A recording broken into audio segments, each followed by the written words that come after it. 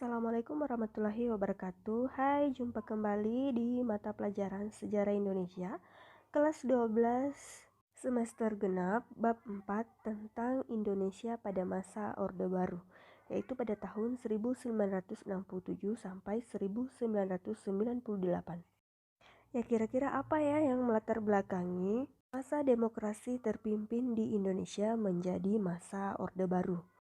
Lalu mengapa terjadi peralihan kekuasaan dari Presiden Soekarno kepada Presiden Soeharto tanpa melalui proses pemilu? Ya, mari kita bahas mengenai peristiwa-peristiwa yang terjadi pada masa awal Orde Baru, yaitu G30 SPKI, Tritura Super Semar, dan dualisme kepemimpinan. Sebelum masa Orde Baru di Indonesia ini dimulai, semester lalu kita sudah membahas tentang masa demokrasi terpimpin, di mana pada masa demokrasi terpimpin terjadi kekacauan yang mengakibatkan krisis politik, krisis ekonomi, dan sosial. G30 SPKI pada masa demokrasi terpimpin menyebabkan ketidakstabilan politik karena politik luar negeri condong ke blok timur, Jakarta, Peking, Pyongyang. Kemudian konsep Nasakom membuat kedudukan PKI semakin kuat dan konflik dengan TNI Angkatan Darat yang anti PKI. Dan dengan begitu kejamnya, para PKI ini telah berhasil membunuh 7 tokoh TNI Angkatan Darat. Kemudian mayat mereka dimasukkan ke dalam lubang buaya di Jakarta. Sebelum memasuki masa Orde Baru, yaitu masa demokrasi terpimpin, selain kekacauan politik terjadi juga krisis ekonomi, yaitu karena meningkatnya inflasi 600%.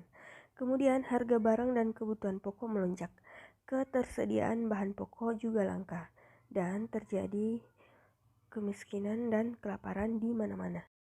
Pada masa demokrasi terpimpin, walaupun krisis ekonomi terjadi, Presiden Soekarno tetap melanjutkan proyek mercusuar, membangun Tugu Monas, Stadion Gelora Bung Karno, Gedung Sarinah, Hotel Indonesia, dan patung Selamat Datang. Tentu saja hal ini menimbulkan kemarahan masyarakat yang memunculkan berbagai aksi. Mereka menuntut penyelesaian G30 SPKI. Untuk menuntut pembubaran PKI, masyarakat kemudian membentuk suatu kesatuan yang disebut dengan KAMI, Kesatuan Aksi Mahasiswa Indonesia, Kesatuan Aksi Pemuda Indonesia, Kesatuan Aksi Pelajar Indonesia, Kesatuan Aksi Sarjana Indonesia, Kesatuan Aksi Buruh Indonesia, Kesatuan Aksi Wanita Indonesia, Kesatuan Aksi Guru Indonesia. Kesatuan aksi tersebut kemudian menamakan dirinya sebagai Front Pancasila pada tanggal 26 Oktober 1965.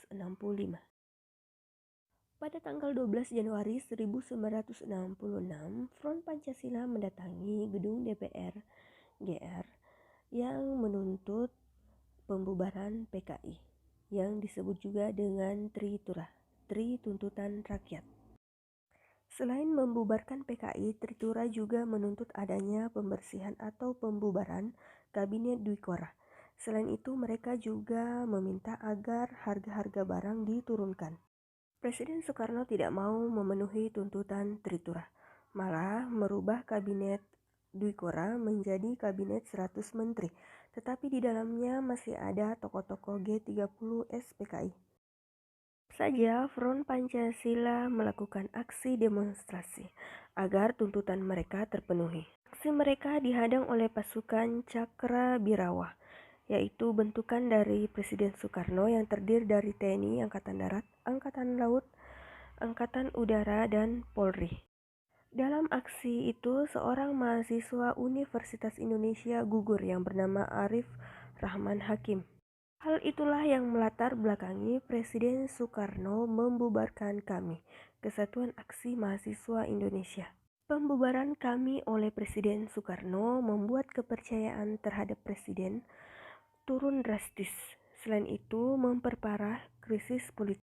Untuk mengatasi krisis politik yang semakin memuncak, pada tanggal 11 Maret 1966, Presiden Soekarno mengadakan sidang kabinet. tetapi kemudian diboikot oleh demonstran yang menuntut pembubaran PKI. Presiden Soekarno kemudian memberikan tugas atau mandat kepada Soeharto. Soeharto kemudian menyampaikan kesanggupannya untuk membubarkan PKI asalkan mendapatkan kebebasan bertindak dari Presiden. Akhirnya Presiden Soekarno memberikan surat perintah 11 Maret atau memberikan mandat kepada Soeharto untuk segera memulihkan kondisi politik dan kewibawaan pemerintah. Dan Super Semar, Surat Perintah 11 Maret. Inilah yang menjadi tonggak lahirnya masa Orde Baru. Setelah menerima Super Semar, pada tanggal 12 Maret 1966, Soeharto kemudian membubarkan dan melarang adanya PKI beserta ormas-ormasnya. Soeharto kemudian mendapatkan dukungan penuh dari rakyat karena salah satu tuntutan Tritura terpenuhi.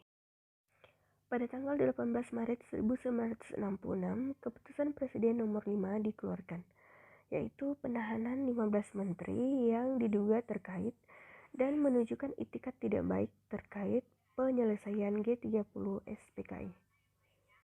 Di sisi lain, pamor Presiden Soekarno kian merosot karena tidak mau membubarkan PKI dan malah membubarkan kami.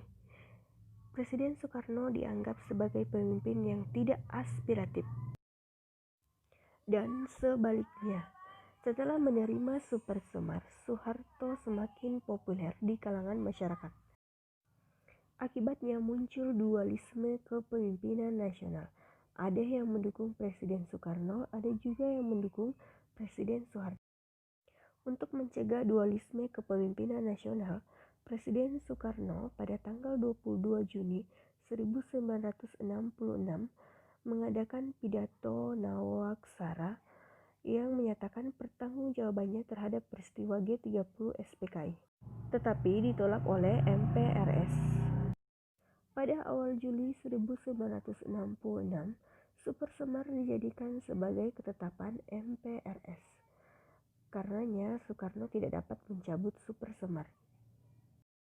Hal ini menyebabkan kedudukan Presiden Soekarno dan Soeharto sama sebagai mandataris MPRS.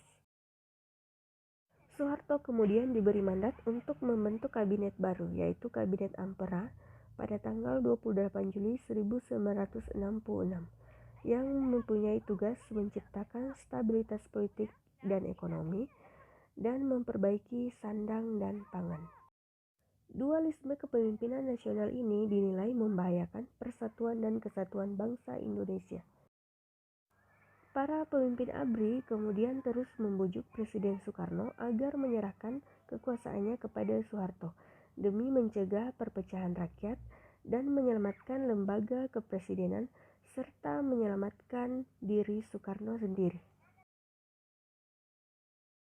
Bahkan sahabat Presiden Soekarno sendiri memohon agar Soekarno mengakhiri dualisme kepemimpinan ini dengan cara menyarankan agar Presiden Soekarno menyatakan diri non-aktif di sidang MPRS dan menyetujui pembubaran PKI. Akhirnya Soekarno setuju. Dan akhirnya pada tanggal 22 Februari 1967 secara resmi Presiden Soekarno mengundurkan diri dari jabatannya. Pada tanggal 7 Maret 1967, Sidang Istimewa MPRS mengeluarkan ketetapan MPRS nomor 33 yang berbunyi penarikan mandat Soekarno atas segala kekuasaannya dalam pemerintahan Indonesia. Dan akhirnya pada tanggal 12 Maret 1967, Presiden Soeharto berhasil dilantik menjadi Presiden Indonesia. Dan akhirnya pelantikan Presiden Soeharto oleh Ketua MPRS pada tanggal 12 Maret 1967 menjadi awal dimulainya masa Orde Baru.